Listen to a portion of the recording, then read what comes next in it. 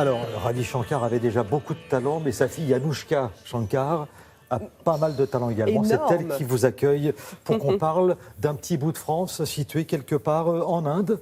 C'est Pondichéry, Marie. Pondichéry, eh oui, magnifique, c'est sublime avec cette, cette empreinte encore très française aujourd'hui. Alors, Pondichéry, c'est une toute petite ville qui ressemble finalement à toutes les cités indiennes. Et finalement, quand vous rentrez en fait dans le vieux quartier colonial, eh bien là, l'ambiance est complètement différente. D'une part par l'architecture, parce qu'évidemment, ils ont des maisons à colonnades, ils ont les petits volets, voilà, toutes ces petites rues piétonnes. Les panneaux des rues sont en français, les gens jouent à la pétanque. Donc vraiment, oui. Il y a une ambiance, on vit, on mange à la française. Et Pondichéry, eh bien, cultive cette touche française. Parce que voilà, ça fait du bien. Et c'est vrai que du coup, cette ville est devenue très, très attrayante, très touristique. Et c'est vrai, non seulement d'ailleurs pour les touristes étrangers, mais aussi pour les Indiens. Parce que ça leur permet aussi de passer un petit week-end beaucoup plus tranquille, plus au calme, dans une ville où finalement le rythme n'a absolument rien à voir. Donc vous allez voir, c'était une ville qui au départ était plutôt endormie. Et aujourd'hui, eh bien, elle est en train d'exploser. Regardez.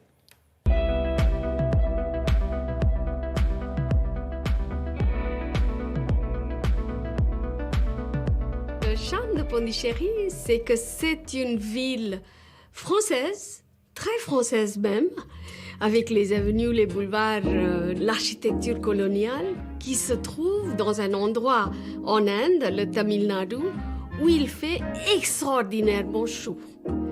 Donc on a l'impression d'avoir une petite France transportée aux tropiques. Et ça fait un drôle d'effet.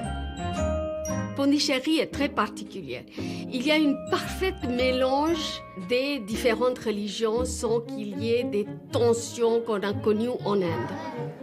L'atout de cette ville, c'est le mélange des cultures. C'est pas aussi traditionnel comme une ville indienne, c'est pas aussi chaotique. Quand on est dans la ville blanche, côté français, disons, les gens ont tendance à se relaxer un peu plus. Il n'y a pas ce côté traditionnel, patriarcal qui marque la société indienne.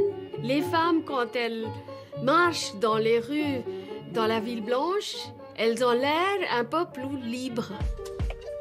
Même si la plupart, disons 80% des Pondichéryens ne savent pas ni lire ni écrire le français, ils ne parlent pas le français. Cette tradition française de la liberté des femmes, la célébration de l'amour, même en public, ça perdure. Mais c'est vrai aussi que le côté colonial est un peu artificiellement entretenu. On vend la culture indo-française pour attirer le tourisme. Si pour la garder en bon état, il faut payer un peu le prix de ce faux marketing, pourquoi pas? Mais Pondichéry est en bonne voie actuellement parce qu'il y a un grand projet qui s'appelle Smart Cities, où on a choisi une quarantaine de villes qui vont devenir les villes de demain. Et Pondichéry fait partie de ce grand projet. Donc l'espoir n'est pas perdu. Écoutez, moi, je serais assez partant. Je parlais de la Californie tout à l'heure avec Mathieu Rapez, mais un petit séjour à Pondichéry. Ah bah oui, il faut absolument, ça donne envie, ça c'est clair. Et si on veut des précisions, il faut lire le Géo voilà, de ce mois-ci. Exactement, l'article de Géo dans le magazine de ce mois-ci. Et c'est intéressant aussi parce que dans l'article, il parle de la préservation des bâtiments coloniaux qui malheureusement s'effondrent. S'ils ne s'effondrent pas, ils sont pris par les promoteurs immobiliers. Donc c'est très intéressant de se rendre compte à quel point la situation est vraiment très compliquée de ce côté-là parce qu'il n'y a pas de loi qui préserve ces bâtiments coloniaux qui sont absolument magnifiques, qui sont en train de disparaître au fur et à mesure et au fil des années. Donc je vous conseille vraiment l'article de Géo. Voilà. Allez, pour terminer, il n'y a rien à gagner. Petite question. Le 6 août 1970, il y a un grand réalisateur qui travaille maintenant aux États-Unis, qui est né à Pondichéry. Attention. On y va. Nayat Shyamalan, le réalisateur du Sixième Sens. Oui. Vous l'avez fait exprès à un jour près. Écoutez, bien sûr. Merci Marie, on reparlera tout à l'heure de Pondichéry.